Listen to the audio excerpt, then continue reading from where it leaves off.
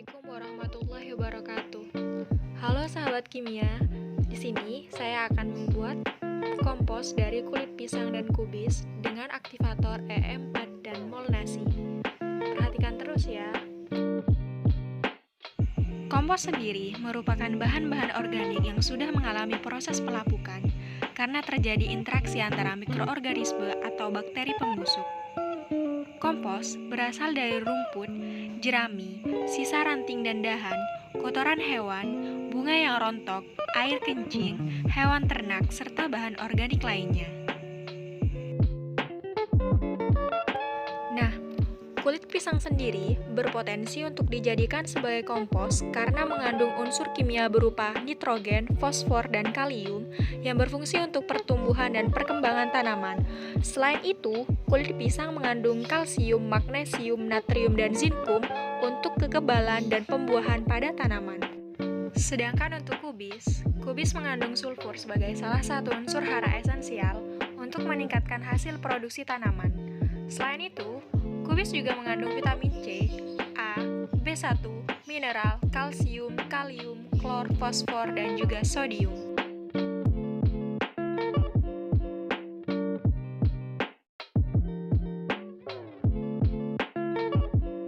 Pembuatan mol nasi dilakukan dengan cara nasi disimpan di ruang tertutup selama 1 minggu sampai ditumbuhi jamur berwarna kuning.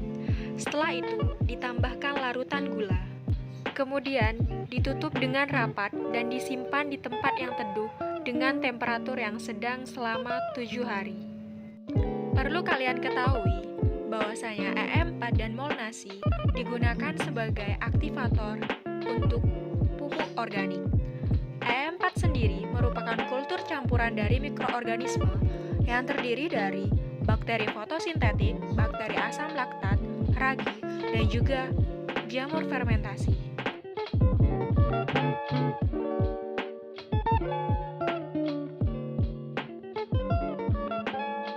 Preparasi aktivator EM4 dilakukan dengan cara memasukkan 5 mili EM4 ke dalam wadah, kemudian ditambahkan air sebanyak setengah liter, diaduk-aduk, dan didiamkan selama 15 menit. Hal yang sama dilakukan pada preparasi aktivator mol nasi basi.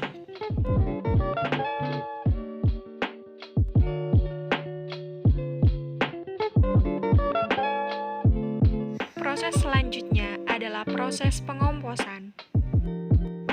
Proses pengomposan diawali dengan pengumpulan limbah kulit pisang dan kubis, kemudian dipotong-potong dengan ukuran kurang lebih 2 cm, masing-masing sebanyak 2,5 kg dan 1/4 kg, agar lebih mudah didekomposisi oleh bakteri.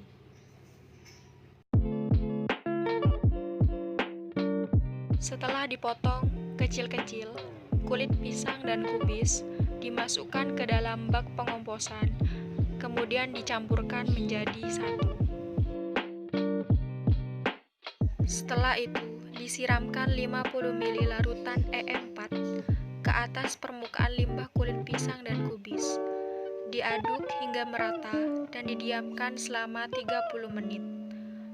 Perlakuan yang sama dilakukan dengan menggunakan larutan mol nasi dan jangan lupa diberikan label pada masing-masing bak pengomposan. Proses pengomposan kulit pisang dan kubis dilakukan secara anaerob dengan bantuan aktivator EM4 dan mol nasi dan dilakukan pembalikan selama 3 hari sekali. Hari kedua pengomposan, suhu kompos bergerak naik dengan cepat kira-kira mencapai 40 derajat Celcius, namun tidak bertahan lama karena kondisi tumpukan kompos yang sedikit. Selain itu, kompos masih berbau sayuran busuk dengan warna yang sudah mulai kecoklatan. Selanjutnya, pada hari ketiga, kandungan air pada kompos meningkat, sehingga perlu dilakukan penambahan dedak padi untuk mengurangi kandungan air pada kompos. Karena kandungan air yang meningkat, pembalikan dilakukan setiap hari. Namun, pada hari kelima, ditemukan belatung yang diduga berasal dari larva lalat hijau karena kompos tidak ditutup dengan rapat, sehingga dilakukan penambahan sekam padi yang sudah dibakar sebelumnya. Hari ke-7, belatung sudah mulai berkurang dan mati, serta kompos sudah berbau tanah dan warnanya hitam kecoklatan dengan kandungan air yang semakin berkurang. Setelah proses pengomposan berjalan selama 2 minggu, tekstur dari kompos sudah mulai remah, berwarna coklat kehitaman, dan berbau tanah. Begitu juga dengan kandungan air yang semakin rendah. Pada akhirnya, setelah 3 minggu proses pengomposan berjalan, kompos bertekstur remah, berwarna coklat kehitaman, dan berbau tanah, serta memiliki suhu kira-kira 30-32 derajat, dan proses pengomposan dianggap selesai. Sekian dulu ya untuk videonya, selamat mencoba.